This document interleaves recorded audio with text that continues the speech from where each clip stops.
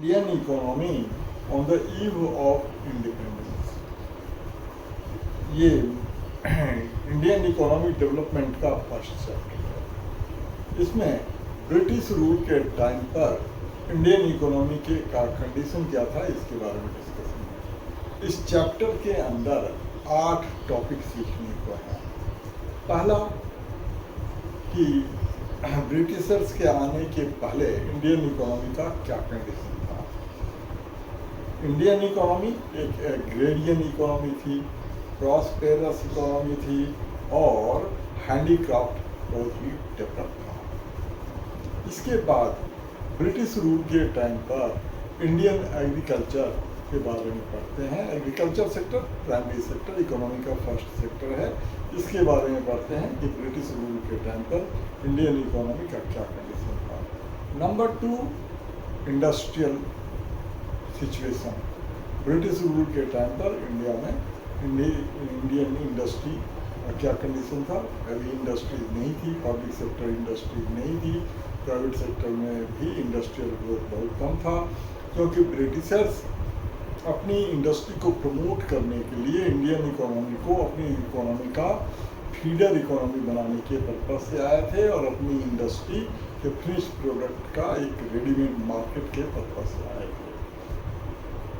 तीसरा टॉपिक इस चैप्टर में सीखते हैं फॉरेन ट्रेड।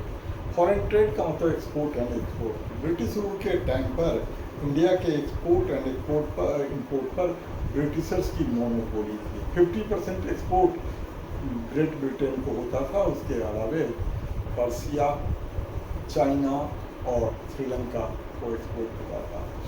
इसमें फॉरेन ट्रेड के अंदर एक ड्रेन ऑफ इंडियन रिसोर्स एक बड़ा इंपॉर्टेंट टॉपिक होता है कि जो एक्सपोर्ट सरप्लस से इंडिया की अर्निंग होती थी वो सारे ब्रिटिशर्स अपने बेनिफिट के लिए यूज करते थे। इन तीनों टॉपिक के अलावे 3 टॉपिक और इस चैप्टर के अंदर हैं। पहला है डेमोग्राफिक कंडीशन। डेमोग्राफिक कंडीशन और इकोनॉमिक डेवलपमेंट के बीच में डायरेक्ट रिलेशन होता है। जब इकोनॉमी में बर्थ रेट और डेथ रेट बहुत हाई हो तो इकोनॉमी अंडर डेवलप्ड होती है। जब बर्थ रेट हाई हो, डेथ रेट लो हो तो इकोनॉमी डेवलपिंग होती है।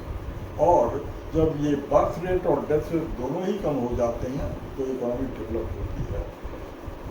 तो 1921 में इंडियन इकोनॉमी डेमोग्राफिक कंडीशन के सेकंड पेज से फर्स्ट पेज से थर्ड पेज में एंटर कर गई थी, इसलिए 1921 को ईयर ऑफ ग्रेट डिफाइड किया गया। इसके बाद इस चैप्टर में अगला टॉपिक सीखते हैं ऑक्यूपेशनल स्ट्रक्चर। ऑक्यूपेशनल स्ट्रक्चर होता है distribution of workforce between different sectors of economy.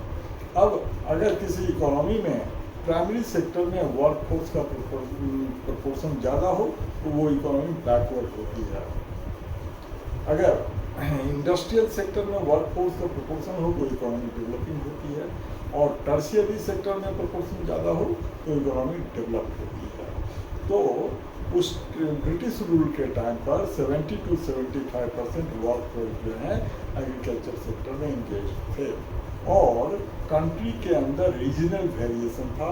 जो जैसे वेस्ट बंगाल, तमिलनाडु, आंध्र प्रदेश इन स्टेट्स में इंडस्ट्रियल सेक्टर में वर्किंग पॉपुलेशन का परसेंटेज कम ज़्यादा था और बाकी कंट्री के अंदर प्राइमरी सेक्टर में ज़्यादा था।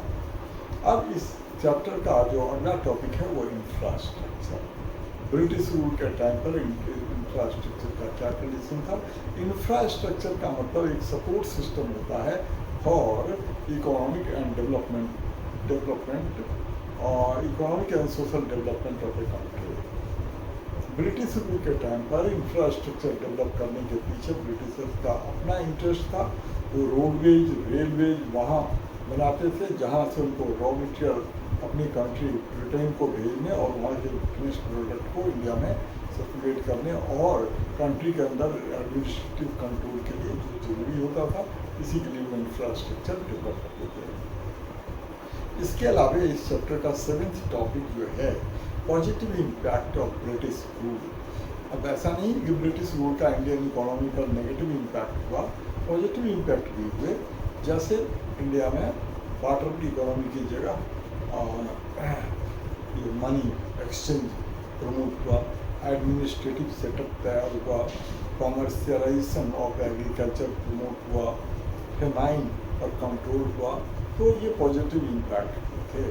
और 8th टॉपिक इस चैप्टर के अंदर स्टेट ऑफ इंडियन इकोनॉमी है।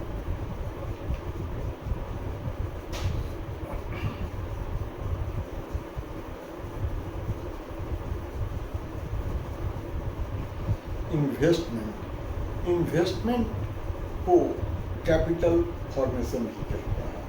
कैपिटल एक फैक्टर ऑफ प्रोडक्शन है। एक पीरियड के अंदर कैपिटल एसेट्स में जो इंक्रीज होता है उसे कैपिटल फॉर्मेशन कहते हैं, उसे इन्वेस्टमेंट कहते हैं। ये एक फ्लो कॉन्सेप्ट होता है। इन्वेस्टमेंट फंक्शन एक फंक्शनल रिलेशनशिप होता है between investment and national income. अब तो ये होते हैं फंक्शनल रिलेशन के पॉइंट ऑफ व्यू से इन्वेस्टमेंट दो टाइप के होते हैं, autonomous investment and induced investment. Autonomous investment जो अर्निंग के मोटिव से नहीं होता है और इंड्यूस्ड जो अर्निंग के मोटिव से होता है। ऑटोनोमस इन्वेस्टमेंट पब्लिक सेक्टर में होता है, गवर्नमेंट सेक्टर में होता है और इंड्यूस्ड प्राइवेट सेक्टर में होता है। ऑटोनोमस इन्वेस्टमेंट का curve positively sloped parallel to X axis होता है, horizontal straight line parallel to X axis होता है, और इंड्यूस्ड इन्वेस्टमेंट का कर्व पॉजिटिवली स्लोप्ड होता है।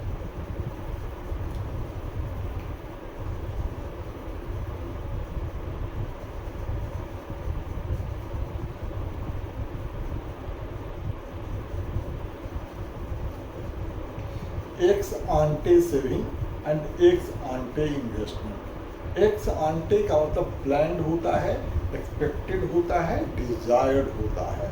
तो ex ante saving is the sum total of saving what all savers of an economy plan to save during a given period of time.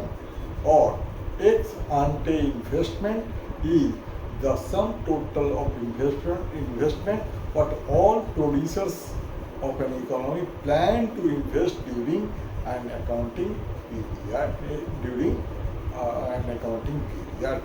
ये x ante saving और ex ante investment जब equal होते हैं तब economy में equilibrium level of income decide होता है, income decide होता है, आउटपुट डिसाइड होता है और इक्विलिब्रियम डिसाइड होता है।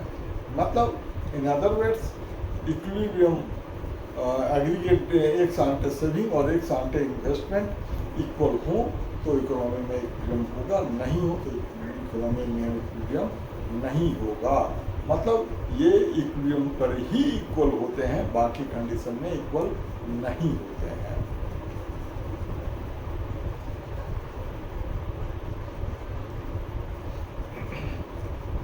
X post saving and x post investment. X post saving actual saving को कहते हैं।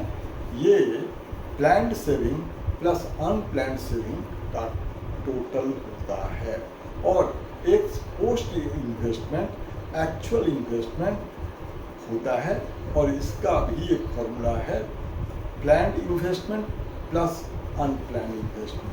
ये एक्स पोस्ट सेविंग और एक्स पोस्ट इन्वेस्टमेंट हमेशा ही इक्वल होते हैं।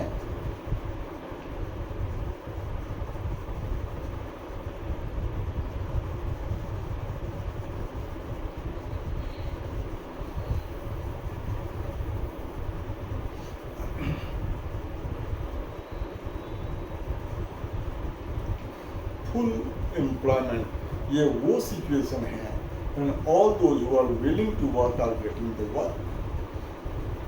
फुल एम्प्लॉयमेंट के कंडीशन में भी दो टाइप के अनएम्प्लॉयमेंट होते हैं। एक को फ्रिक्शनल अनएम्प्लॉयमेंट कहते हैं, जब एक जॉब को छोड़ने और दूसरे जॉब को पकड़ने के बीच में लोग अनएम्प्लॉय होते हैं, उसको फ्रिक्शनल अनएम्प्लॉयमेंट कहते हैं। और दूसरा स्ट्रक्चरल अनएम्प्लॉयमेंट होता है जो इकोनॉमी में एक पर्टिकुलर लेबर की डिमांड और एक्चुअल सिचुएशन में जो गैप मिसमैच होता है, उसकी वजह से स्ट्रक्चरल अनएम्प्लॉयमेंट होता है।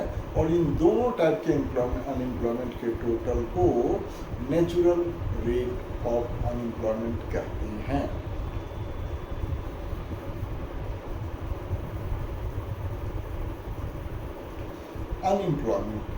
अनएम्प्लॉयमेंट वो सिचुएशन है when all those who are willing to work are not getting the work or they are getting the work but they are not willing to work। मतलब अनएम्प्लॉयमेंट दो type के होते हैं, involuntary और voluntary.